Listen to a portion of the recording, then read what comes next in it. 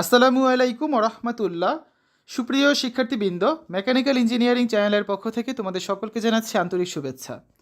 এই ভিডিওটা তৈরি করছি ষষ্ঠ শ্রেণীর শিক্ষার্থীদের জন্য। 2025 সালের ষষ্ঠ শ্রেণীর গণিত বইয়ের প্রথম অধ্যায় স্বাভাবিক সংখ্যা ও ভগ্নাংশ এর চতুর্থ পর্বে আজকে আমরা দেখব কয়েকটা সমস্যার সমাধান। এই ভিডিওটার পিন কমেন্টে প্রত্যেকটি ক্লাসের প্লেলিস্টের লিঙ্ক দেওয়া আছে, তোমাদের যার যে বিষয়ের ভিডিও দরকার খুব সহজেই তোমরা দেখে নিতে পারবে। গত ক্লাসে আমরা অনুশীলনীর সমাধান করেছি, যারা দেখোনি প্রথম 3টা পর্ব হচ্ছে প্লেলিস্ট থেকে দেখে নিতে পারবে, ঠিক আছে। আজকে আমরা দেখব 4 নাম্বার পর্ব নিয়ে আলোচনা। 7 নাম্বার পৃষ্ঠা থেকে আমরা শুরু করছি আজকে। 1.5 মৌলিক ও যৌগিক সংখ্যা। নিচে কয়েকটি সংখ্যার গুণনীয়ক লেখা হলো। 2 এর গুণনীয়ক কত? 1 আর 2। 5 এর গুণনীয়ক হচ্ছে 1 আর 5। 13 এর গুণনীয়ক হচ্ছে 1 আর 13। লক্ষ্য করি 2, 5 ও 13 এর গুণনীয়ক কেবলমাত্র 1 এবং ওই সংখ্যাটি। এই ধরনের সংখ্যাগুলোই হচ্ছে মৌলিক সংখ্যা। আবার দেখো 6 এর গুণনীয়ক হচ্ছে 1, 2, 3, 6। কীভাবে? 6 একে 6, 3 দুগুণা 6। 9 এর গুণনীয়ক হচ্ছে 1, 3, 9। কীভাবে? 9 একে 9, 3 তিরিক্ষা 9। 12 এর গুণনীয়ক হচ্ছে 1, 2, 3, 4, 6, 12। কীভাবে? 12 একে 12, 6 দুগুণা 12, 3 চারা 12। আবার 6, 9, 12 এর গুণনীয়ক 1 এবং ওই সংখ্যা ছাড়াও এক বা একাধিক সংখ্যা আছে। এই ধরনের সংখ্যাগুলো হচ্ছে যৌগিক সংখ্যা। এবার আলোচনা করব সহমৌলিক সংখ্যা নিয়ে। 8 এবং 15 দুইটি স্বাভাবিক সংখ্যা। 8কে আমরা কি লিখতে পারি? 1 গুণ 2 গুণ 2 গুণ 2। 15কে লিখতে পারি 1 গুণ 3 গুণ 5। তাহলে 8 এর গুণনীয়কগুলো হচ্ছে 1, 2, 4, 8 এবং 15 এর গুণনীয়কগুলো হচ্ছে 1, 3, 5, 15। দেখা যাচ্ছে 8 এবং 15 এর মধ্যে 1 ছাড়া অন্য কোনো সাধারণ গুণনীয়ক কিন্তু নেই। তাই 8 এবং 15 সংখ্যাদ্বয় পরস্পর সহমৌলিক। আবার দেখো 10, 21, 143 এর মধ্যে 1 ছাড়া অন্য কোনো সাধারণ গুণনীয়ক নেই। অতএব এই সংখ্যাগুলো পরস্পর সহমৌলিক, ঠিক আছে। অর্থাৎ 2 বা ততোধিক সংখ্যার সাধারণ গুণনীয়ক শুধু 1 হলেই সংখ্যাগুলো পরস্পর সহমৌলিক। এটা হচ্ছে সংজ্ঞা। এই পর্যায়ে 2টা কাজ আছে, কাজের সমাধান করব। 2টা না 3টা কাজ আছে, তা আসলে একটা করে আমরা এই 3টা কাজের সমাধান করে ফেলি। 1 নম্বরে আছে 2 অঙ্ক বিশিষ্ট 10টি মৌলিক সংখ্যা লেখো।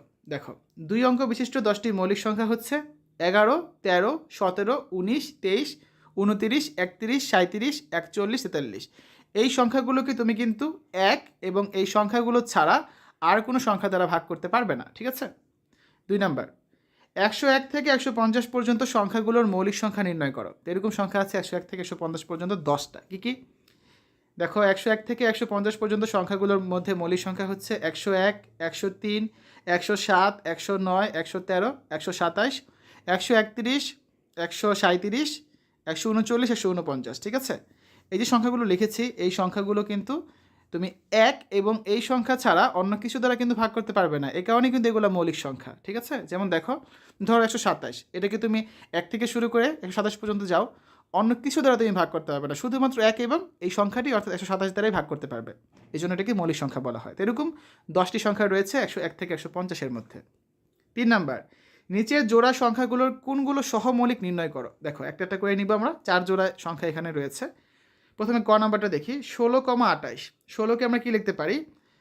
16 একে 16, 8 দুগুণা 16, 4 চারা 16। এগুলো হচ্ছে 16 এর গুণনীয়ক। আর 28কে আমরা লিখতে পারি কি? 28 একে 28, 14 দুগুণা 28, 4 সাথে 28। তাহলে দেখো এখানে 1 মিলেছে, 2ও মিলেছে, 4ও মিলেছে, অর্থাৎ এখানে 1, 2 এবং 4 উপস্থিত দুইটার মধ্যেই। সুতরাং 16 এবং 28 সহমৌলিক নয়। শুধুমাত্র 1 যদি মিলতো তাহলে আমরা সহমৌলিক বলতে পারতাম। খ নাম্বারটা দেখো, 27 এবং 38। 27 গুণনীয়ক হচ্ছে 27 একে 27, 3 নং 27।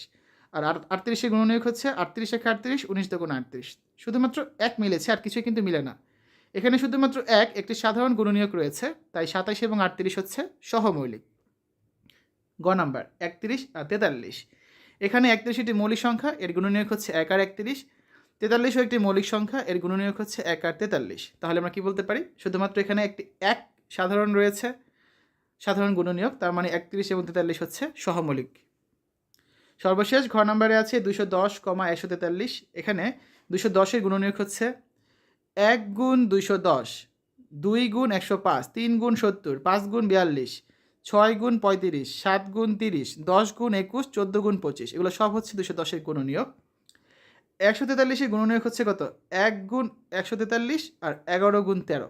দেখো কোনো মিল আছে? কোনো মিল কিন্তু নেই, কারণ এখানে 11 আছে, এখানে 11 নাই, এখানে 13 আছে, এখানে 13 নাই, এখানে 43 আছে, 43 নাই। শুধুমাত্র মিল আছে কত?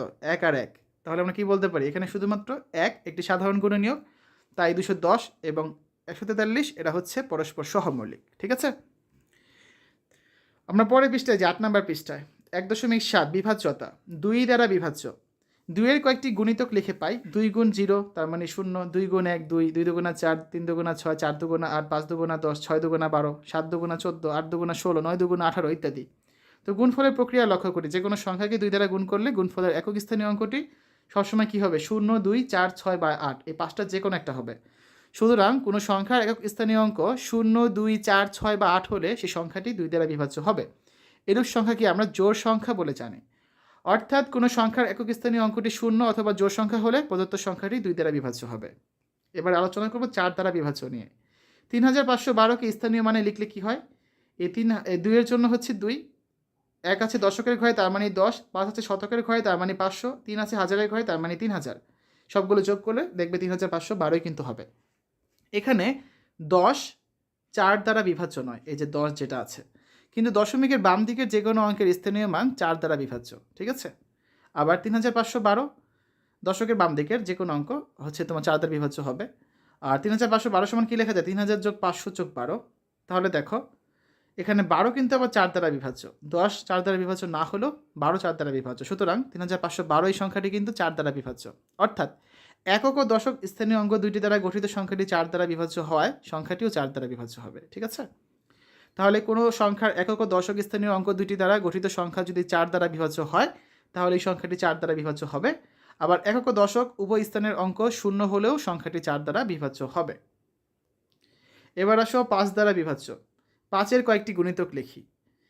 5 গুণ 0 তার মানে 0, 5 একে 5, 5 দুগুণা 10, 3 5 15, 4 5 20, 5 5 25, 6 5 30, 7 5 35, 8 5 40, 9 5 45। গুণফলের প্রক্রিয়া লক্ষ্য করে দেখি, কোনো সংখ্যাকে 5 দিয়ে গুণ করলে গুণফলের একক স্থানীয় অঙ্কটি হয় 0 না হলে 5 হবে। সুতরাং একক স্থানে 0 বা 5 অঙ্কযুক্ত সংখ্যা 5 দ্বারা বিভাজ্য হবে। তাহলে কোনো সংখ্যার একক স্থানীয় অঙ্ক 0 বা 5 হলে সেই সংখ্যাটি 5 দ্বারা বিভাজ্য হবে, এই কথা আমরা বলতে পারি। 9 নম্বর পৃষ্ঠায় যাই, 3 দ্বারা বিভাজ্য। 147, এখানে 7-এর স্থানীয় মান কত, 7, 4 হচ্ছে দশকের স্থানীয় ঘরে আছে তার মানে 4 10 40, আর 1 আছে শতকের স্থানীয় ঘরে তার মানে 100। এবং 40কে আমরা কি লিখতে পারি, 36 যোগ 4 অর্থাৎ 3 তিরিখা 9, 4 নং 36 যোগ হচ্ছে 4, আর 100কে লিখতে পারি 99 যোগ 1 তার মানে 3 তিরিখা 9, 9 11 99 যোগ হচ্ছে 1। এখানে 3 গুণ 3 গুণ 4 এবং 3 গুণ 3 গুণ 11 সংখ্যাগুলো 3 দ্বারা বিভাজ্য এবং একক দশক ও শতক স্থানীয় অঙ্কগুলো যোগফল কত, 1 যোগ 4 যোগ 7 তার মানে 12, যেটাও 3 দ্বারা বিভাজ্য। অতএব 147 সংখ্যাটিও কিন্তু 3 দ্বারা বিভাজ্য। আবার 148 সংখ্যাটি বিবেচনা করি, এখানে একক স্থানীয় অঙ্ক হচ্ছে 8, দশক স্থানীয় অঙ্ক হচ্ছে 40, আর শতক স্থানীয় অঙ্ক হচ্ছে 100। তো 40কে লিখতে পারি সেমভাবে 36 যোগ 4, 3 গুণ 3 গুণ 4 যোগ 4, আর 100কে লিখতে পারি 99 যোগ 1 তার মানে 3 গুণ 3 গুণ 11 যোগ 1। তাহলে এখানে 3 গুণ 3 গুণ 4 এবং 3 গুণ 3 গুণ 11 সংখ্যাগুলো 3 দ্বারা বিভাজ্য, কিন্তু একক দশক ও শতক স্থানীয় অঙ্কগুলো যোগফল কত হবে, 1 আর 4 যোগ করলে 5, 5 আর 8 যোগ করলে 13, যেটা আবার 3 দ্বারা বিভাজ্য নয়। অতএব 147 সংখ্যাটি কিন্তু 3 দ্বারা বিভাজ্য নয়। তাহলে আমরা কি বলতে পারি, কোনো সংখ্যার অঙ্কগুলোর যোগফল 3 দ্বারা বিভাজ্য হলে ওই সংখ্যাটিও 3 দ্বারা বিভাজ্য হবে। 6 দ্বারা বিভাজ্য। কোনো সংখ্যা 2 এবং 3 দ্বারা বিভাজ্য হলে সংখ্যাটি 6 দ্বারা বিভাজ্য হবে। 9 দ্বারা বিভাজ্য। 378 সংখ্যাটি বিবেচনা করি, দেখো এখানে 8-এর জন্য একক স্থানীয় মান হচ্ছে 8, 7-এর জন্য দশক স্থানীয় মান 70, আর 3-এর জন্য শতক স্থানীয় মান হচ্ছে 300। 3টা যোগ করলে 378ই হয়। তাহলে 70কে আমরা কি লিখতে পারি, 63 যোগ 7 তার মানে 7 নং 63 যোগ 7, আর 300কে লিখতে পারি 297 যোগ 3 তার মানে 33 গুণ 9 যোগ 3।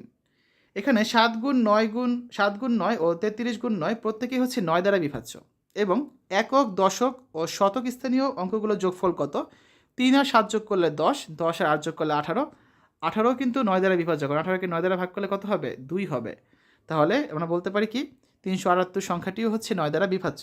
তাহলে এখান থেকে কি বলা যায়, কোনো সংখ্যার অঙ্কগুলোর যোগফল যদি 9 দ্বারা বিভাজ্য হয় তাহলে প্রদত্ত সংখ্যাটিও কিন্তু 9 দ্বারা বিভাজ্য হবে। ঠিক আছে, একটা কাজ রয়েছে, কাজটা আমরা আগামী ক্লাসে করে দিব, যেটা তোমরা 5 নম্বর পর্বে দেখতে পাবে, যে 3 বা 4 বা 5 অঙ্ক বিশিষ্ট 3 ও 9 দ্বারা বিভাজ্য সংখ্যা লিখো।